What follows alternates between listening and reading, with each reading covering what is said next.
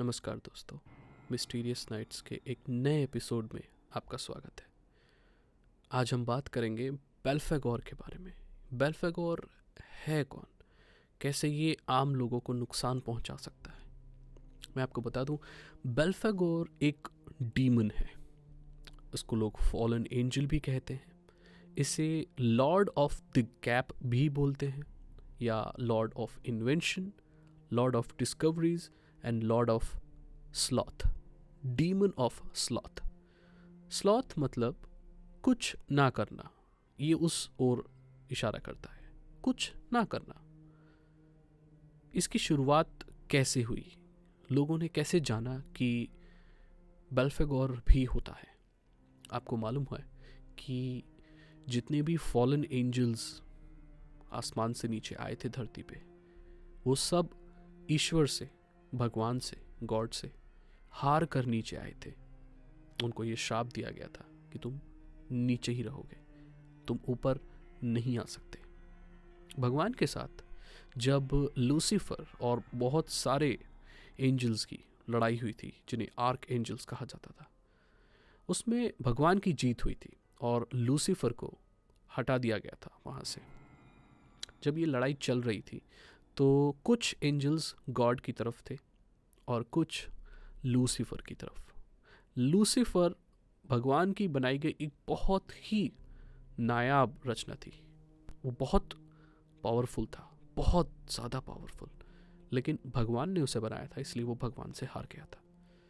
जब ये लड़ाई चल रही थी तो एक डीमन था जो सिर्फ ये सब होते हुए देख रहा था।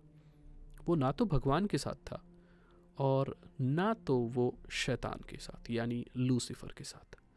इसीलिए इसे डीमन ऑफ स्लॉथ भी कहा जाता है। मतलब इसने किसी की साइड नहीं ली, ये किसी की तरफ नहीं था। बाद में इसको भी नीचे छोड़ दिया गया और इसे स्वर्ग से या भगवान ने अपने पास से हटा दिया। ये जितने भी फॉलन एंजल्स होते हैं, ये जितने भी बुरे देवता या शैतान होते हैं, इन सब का यही काम होता है कि ये आम इंसानों को और भगवान की बनाई गई हर रचना को भगवान से दूर रखा जाए। लोग इन डीमंस को सम्मन भी करते हैं और उसके बाद जब उनमें डिमोनिक पोजेशन हो जाता है तो फिर वो उससे बच नहीं पाते। डीमंस कभी भी अच्छे नहीं होते और किसी भी डीमन को सम्मन करने से पहले ये सोच लेना चाहिए कि उसके परिणाम बहुत खराब हो सकते हैं। जिन लोगों ने भी बेल्फेगोर को सम्मन किया, उनमें से ज़्यादातर लोग मानसिक रूप से बहुत बीमार हो गए और कई लोग तो मर भी गए। ऐसी एक कहानी है एक इंसान की जिसने बेल्फेगोर डीमन को सम्मन किया था।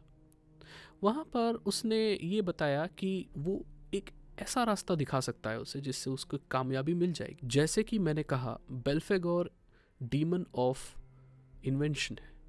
मतलब कोई चीज़ इन्वेंट करो और सारी ज़िंदगी उस चीज़ का फ़ायदा उठा के पैसे कमाओ, कुछ मत करो।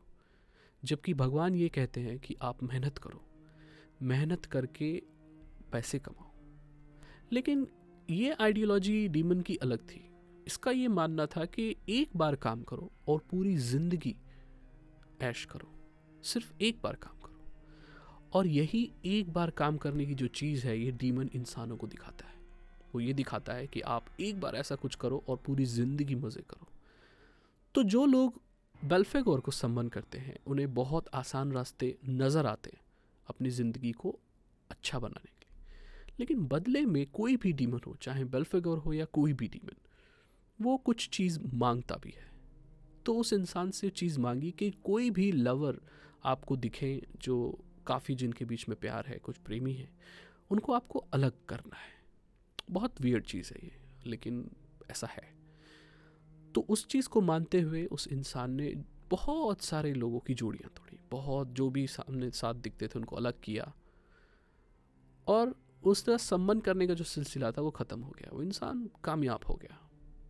लेकिन उसके बाद भी उसको अब अर्जेस उठते हैं, वो किसी को भी साथ नहीं देख सकता। मतलब डीमन का असर उसके ऊपर बहुत ज़्यादा हावी हो गया उसके बाद, क्योंकि डीमन के साथ उसने सौदा किया था, तो डीमन पूरी तरीके से उसके ऊपर हावी हो गया था। बेल्फेगोर पूरे तरीके से उस इंसान के ऊपर हावी हो गया था और उस इंसान का शरीर इस्तेमाल करके उसने बहुत लोगों की हत्याएं भी कराई।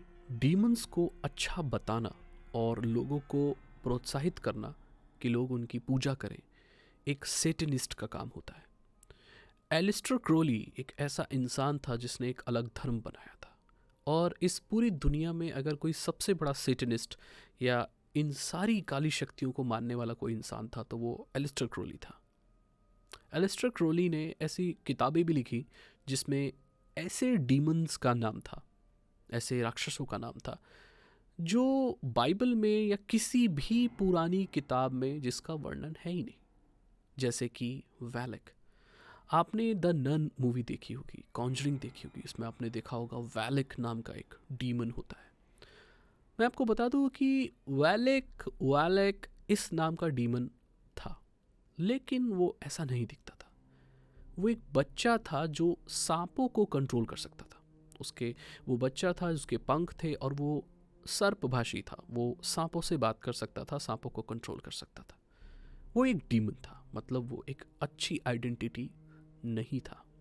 यहाँ पर उस वैलेक को एक नन और एक अलग शैतान का रूप देकर दिखाया गया है।